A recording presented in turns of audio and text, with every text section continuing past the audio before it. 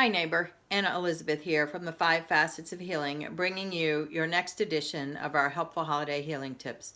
Today's tip comes from the letting go category, and it's all about those family traditions and rituals. The holidays tend to be centered around tradition, celebratory events, have rituals and routines that sometimes people have done literally for generations. Our children in schools, they often ask young children, even as young as kindergarten, to talk about family traditions and rituals.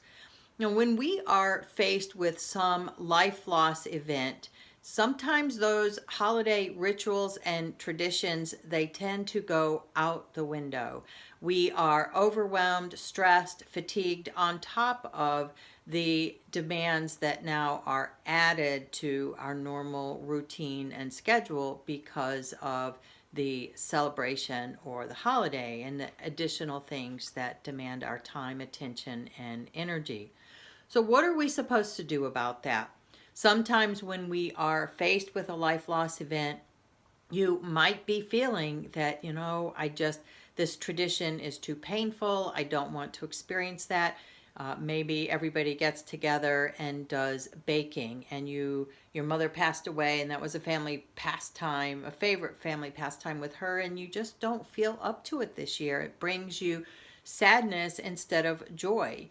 Then don't do that. And what we can say is, honestly, you don't have to keep those traditions in place when you are feeling that way. You actually don't have to keep those traditions in place at all. But we struggle with that, right? It's tradition. We've done it forever, 30, 40, 50 years.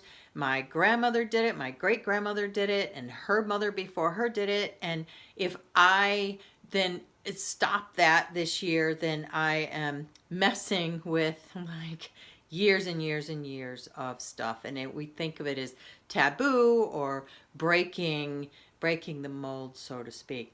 So what I can tell you is, if you are feeling badly, if you are feeling down, if you are not feeling like you want or able to carry on that tradition or ritual this year, then don't.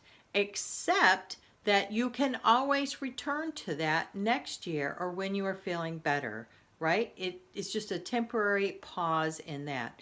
But the second side to this is knowing that you have the ability and the right to make new traditions if that happens.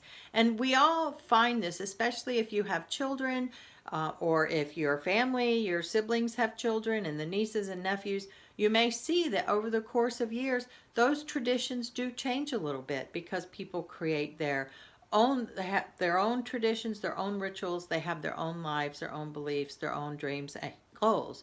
So you can create new traditions, and some people may incorporate them into the old traditions and rituals, or they may just start from fresh and start something brand new.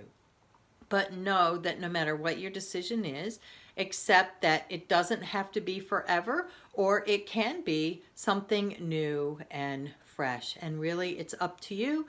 Talk to the people that are involved, see what works for you and for them, and try to find the best possible balance so that you can navigate the holidays with a little more confidence, grace, and ease.